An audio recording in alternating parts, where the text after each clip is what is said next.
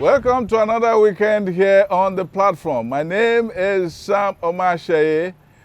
Our special guest today is none other than Dotun Adekanmbi, who is the author of a very gripping biography of a capital personality in Nigerian business and communication, Dotun Adekanmbi.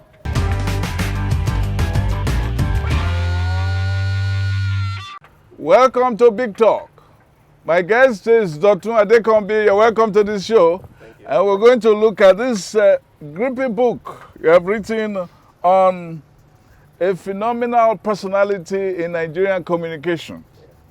Chief Dotun Adekanmbi. Is he still Mr.? Mr. Now, the book itself eventually came out, and a number of us have read it. I found that it contains a lot about the man, his childhood days, and so on. Tell us about his growing up years. I mean, especially in school, and there was a capital moment, a very specific moment when he wrote an exam and he was not feeling very well, and he got a rebuke from his uncle. Yes.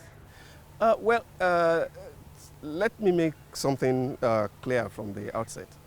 The book is essentially a career biography, Yes. not a full biography. Yes. When you write this kind of thing, there are areas as the biographer that you don't want to go to. You want to be able to leave room just in case the subject decides he wants to do something fuller and more detailed about his personal life. So, but we touched, as of necessity, we touched on his early years in order to illustrate the kind of thing, the kind of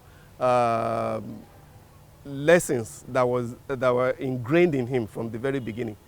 One of these, growing up, was the fact that his father told him clearly that anybody that could not save 10 kobo from a naira cannot save 1,000 from a million. Then the naira and the pound are nothing. But the lesson was very clear. You have to be intentional about what you do.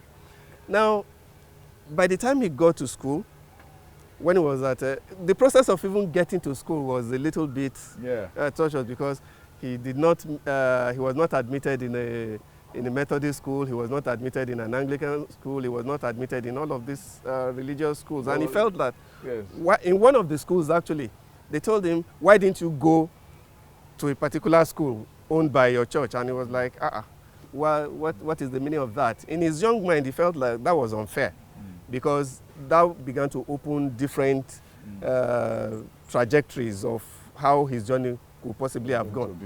So by the time he got to the Obolu Grammar School, what caused him that bit about being promoted on trial was because he was not a part of the debate team, but the school went to a debate competition. And then, but a number of people didn't know that he had practiced before they went. So, you know, the usual with debates go, this side moving, opposing, a lot of that. Then they call people from the floor. So he volunteered to speak from the floor, and after he spoke, the ovation that greeted his contribution was such that he became a star. A major participant. So he became a star, and that a bit began to shape his thinking, and he got to be very, stardom. And then during the Oro festival in Odobolu, he joined them, and in the heat of everything, he fell into a ditch, and then there was this abrasion on his leg, which he was not mindful of, and the thing created a problem that got him into hospital. And he was just discharged in time to write his exams. Of course, what was to be expected. But by the time the results were out, his father was dead. That was in December. And then his uncle, who saw the result, gave him a piece of his everything. He told him the history of his... He dressed him down. Everything that you can possibly think about. So at that point, it was like, ordinarily some people would have thought, oh, is it because my father is no longer there, that's why you're talking to me like that? But no. Rather, he looked at it and said, okay, that means I must have misbehaved somehow. And he changed. And that marked the beginning of his competitive spirit. And that was from that point that he began to really excel. That was the turning point in his life, yes. And then his career began in the radio studio. Yes. And he worked with people like Benson Idonije, Fela. When Fela was what do they call it? They call it, there was a name before Africa 70, Kula Lobito. Yes. And a few other with Johnson. Yes. And so on. Adetiba. He was in the production area. Yes, he was doing production. And some of them would not even produce unless he was around. Yes, that just goes to show the extent to which he puts everything into whatever he does. There is no assignment that is small. Every assignment is the assignment. And he did that, and he became a senior studio manager before he himself and another friend of his at that time went to join advertising. Tell us the story of these two guys. Who's the second person? He went to advertising. He wasn't really, at the time he wanted to get out of radio. There were quite a number of options. Yes. Getting into radio itself was an option. But when he decided that he was going to go into advertising, quite a number of things happened which he wasn't too pleased with. The production aspect of he felt that the quality was below par, and for the kind of money, importing more or less a foreigner to come and produce a local commercial, it didn't sit well with him. So he decided he was going to get into advertising. And he actually didn't look in the way of Grant, because when he started averting his mind to the fact that he was going into advertising, a few of the older hands that he knew gave him introductions to go to Lintas. And of course, he knew so many people in Lintas. And then doing that over and over, he waited. Lintas didn't give him any feedback.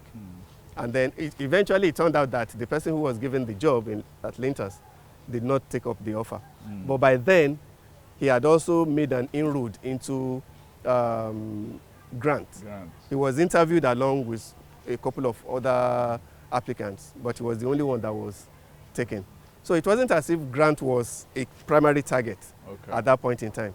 But at least it was the way he saw advertising then was that, the people in advertising, they lived glamorous lives, they lived well, they rode fine cars and all of that. And he wanted a bit of that. He's a glamour man. He has always been a glamour person.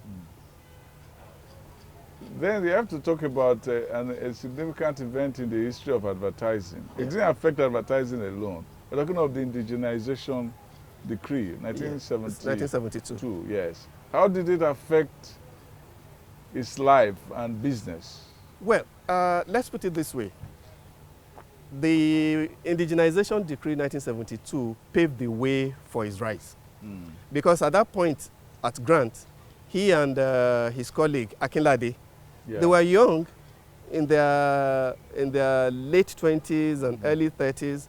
They were young, but they had moved up significantly in the to the point that I think by about 1976, that was just about 4 years after he joined, that he was elevated to the board. And then with indigenization, the foreign partners needed to divest. So when they divested, the road was now clear for people like him to come to play in the high stake. But the good thing is this.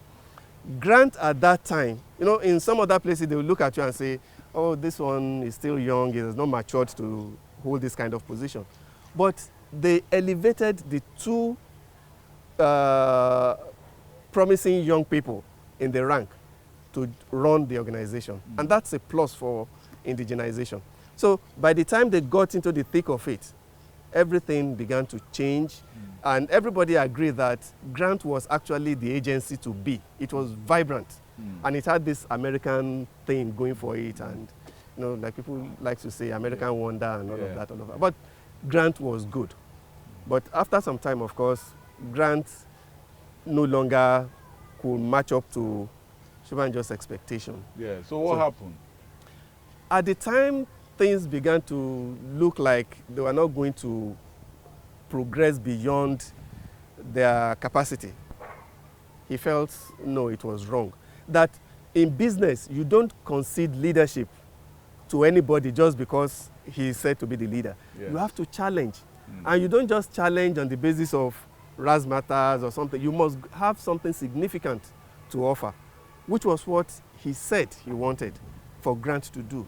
To move, to get to be more creative, to move to be more business-like, such that they could challenge the leadership of Linters and that of OBM. They were the three leading agencies at that time. He felt that if they did a little bit more, they would be able to move to that realm. So it wasn't just a question of wanting to be number one for the sake of being number one, but because you are a good business partner to your client and you are more or less indispensable. So at that point, he began to, creative people could be very restless. At that point, things were beginning to happen that by the time he went to one of the clients, it was so that the client observed that there was some kind of dissonance. This wasn't the vibrant person that he used to see, that used to make presentations to him. What could be the matter? What happened? So that client simply said, well, he wasn't sure, but he just, based on his observation, he said, if you are not satisfied with what is happening, why don't you take a dignified exit? You're talking of the NASCOMA? Yes. Nasreddin. Yeah. He said, why don't you try something on your own and see if it might work out. But did that happen before this significant thing that happened? There was one time that it was demoted from managing director. It wasn't demotion in the strict sense of it. But it was perceived as that. You were managing director and now deputy managing director. What happened is this. At the point of elevation, Mr. Festus Akinlade was made the vice chairman. Yes. And he was made the MD. Yes. In the normal run of things, I don't think they really looked at it from the point that, okay, this person is junior or really junior to this or that. No, they just put them where they felt they had capacity and all of that. But, as I said in the book, only the principal parties to the issue can really say what happened. And then there was a reversal that, okay, he will be deputy MD and Akinlade will be MD. Yeah. So it was, from the point of view of the agency owners, it wasn't demotion per se. It was just a restructuring. But there was a sense too that it created bad blood between Shobanjo and Akinlade. No, there were quite a number of issues involved. They were never really together again. No, they were not really that close anymore. No, they were friends. Not that close. As before. Yes, because of what happened. Yes. But the thing was that it wasn't something that resulted from bad blood because of just the reshuffling. The reshuffle. Okay. It happened because there were quite a number of issues that Shobanjo felt was fundamental, but which Akinlade didn't see as any big deal. There was the issue of where did you accommodate your leading? Yes, the perks, yes. Yes, the perks of office. Was it commensurate with what they were giving to the company? Yeah, what were they giving the expatriates and giving their Nigerian counterparts? Yeah. Shobanjo didn't feel it was really, really right. That whatever it is that you have put in, you must also enjoy commensurate perks. So, but Akinlade didn't think of it that way. Instead, his thinking was that if we begin to ask for what we are entitled to and we were given, then the other staff might now begin to look at them and see all these guys, they are going to take care of themselves, they are not, all of that kind of thing. That, well, it's open to debate. But the laborer is worthy, Shobanjo probably believed the laborer is worthy of his pay. Sure. So he had to get what he felt he deserved. Yes. And that is what... But then there was also the issue that when he was leaving Grant, he didn't put Akinlade in the picture, which probably reflected the fact that there was bad blood already. No, but and there were some denials. But then you have to look at it from the point that we are all human. Mm-hmm. If at some point we share the same perspective and perspectives differ, and I see that you are not likely to key in into whatever it is that I'm selling, as it were, then I don't think I owe you an obligation to begin to tell you how I'm driving my career. which Yeah. I'm going. Yeah. It was an interesting thing how he left. Nasruddin was a very pivotal personality in his career move, Yes. in his life, you would say. Yes. Can you give us an insight into that? No, you know. Nasruddin was the owner of. No. No, was the son of the son of the owner of yeah. NASCO. Yes. He's very based in Plateau State that time. Yeah, in Jos. In Jos, yeah. The thing about the agency business is this: when a good client service man delivers on promise, there is that affinity between the client interface and the agency interface. So from that, some kind of friendship developed. So it was both personal and professional. But when he noticed that when Nasruddin noticed that something was not quite right with his friend, he just offered him a piece of advice as a friend, just as I would do to you if I feel that Yes. something is not really happening right. Yes. And it was now up to Shobanjo to decide whether he wanted to think about it or not think about it. And you know, he was with his account executive then, Jimmy Awoshika, who now is Yes. his really right-hand man. Yeah. And when they left Nasruddin's office, Awoshika was trying to prod him. Awoshika was trying to prod him And to was know what. trying to say, what And are he you said, no, don't let us even go there. Yeah. Because at that point in time, the thing had not even crystallized. Yeah. He didn't even know how to respond to it at that stage. So, but what you find is that Awoshika too is a lot perceptive.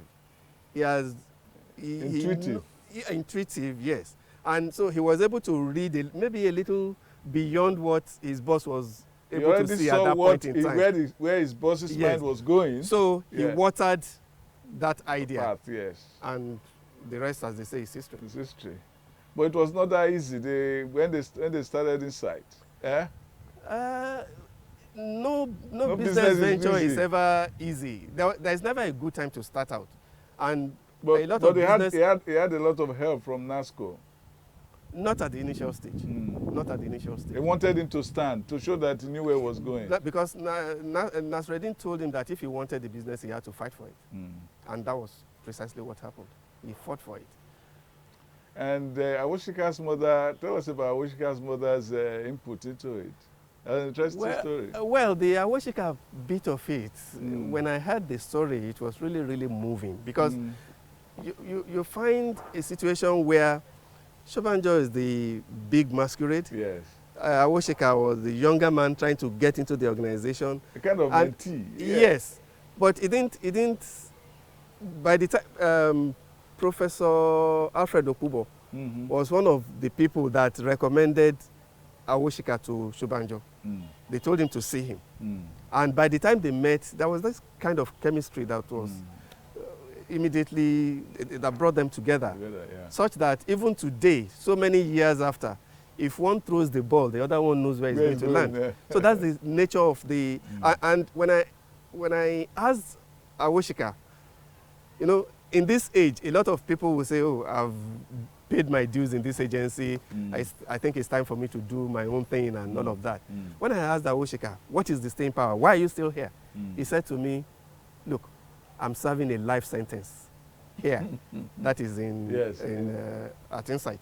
Now, looking at his mother's bit, his mother, after Shobanjo took Awoshika in, his mother came there from the narrative that to say, look, do not take this young man as an employee.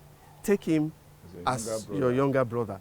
And the man gave her his word that he would do exactly that. And that is what has been happening. And a lot of the time, you know, young men, exuberance and all of that, the mother will always weigh in, chill, do this, do that, do that. And when they were experiencing some financial moments, difficult moments, there was a day Awoshika went to meet his mother and said, look, they need to pay salaries and they don't have a dime and all of that, all of that. And the mother said, okay, no problem, meet me at home. Awoshika went home. The money was on the table, but his mother was dead. So that again solidified the relationship. Dead. The mother was dead, but the money was there. So it was a kind of sacrifice. Well, I think she gave her life for her son. In a way, that could be that would have been a lot of pressure on Shobanjo too. To perform well. We have to turn this thing into something. Yeah, sure. Because the point is that whilst they were waging all of that battle, as it were, the industry was also looking at them and like, who are these upstarts? Because they say when you are a challenger, when you are starting out, you have to work from a challenger's mentality. And a challenger does not necessarily pay respect. So it doesn't respect anybody. So they knocked on any door, they did everything that they needed to do just to get. And they really dealt with his former company. It's like cutting the head of your father. What they did to Grant. They didn't. Well, some of the staff went. They didn't strictly speaking do. Some of their staff, the staff left Grant and went with him. Well, at some point, and some of them were some of their best actually. Well, the point is that all of these people that decided to go with him, they had some things to offer. And then they saw in him that thing about a good leader who could read the map very well. And they were ready to try their luck. They believed in him. It's just like Nixon's definition of a tough leader. He said a good leader is a leader who can make tough decisions and carry his associates along with him on those tough decisions. Yes. And it tended to be like that. Yes, because over time, in the course of working with Shobanjo from Grant, they had learned to trust his judgment. That, okay, and because I also worked in the group for some time, I knew how that got to be. Shobanjo will always be the last person to speak on an issue. Because you know the mentality, when there is a meeting and the boss is there, everybody wants to listen to the boss. So if the boss ab initio says, we are going to the left, everybody will start thinking that way. So he will always listen and hear everybody out. Once you have had your say, then he will weigh in on what he feels should be. And for every position he takes, he offers a because. We have to do this because of this, because of that. If you have reason to disagree with him, you can tell him, Mr. Chairman, with all due respect, I think this is, and you will argue it out until you have what is the solution. Because, as they say, your way, my way, and then the third way. So, and the third way is always better. So, what he does, they had come to believe so much in his leadership. So they went with it. Then tell me some of the innovations he brought into advertising.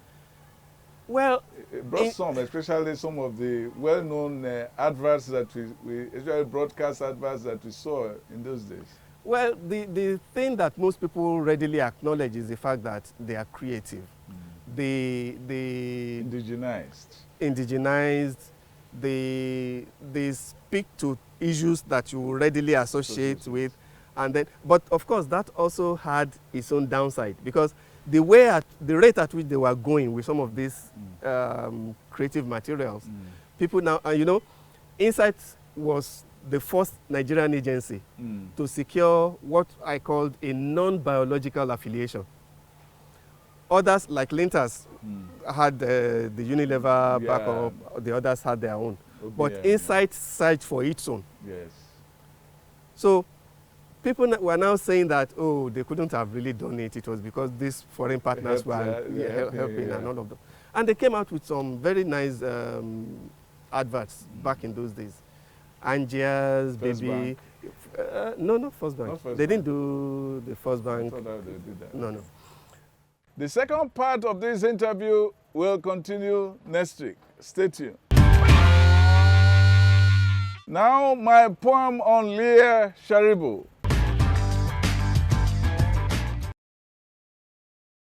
He gave you keys, if you hated his bed, a shade when you sought the garden bloom, a prayer but you won't say amen.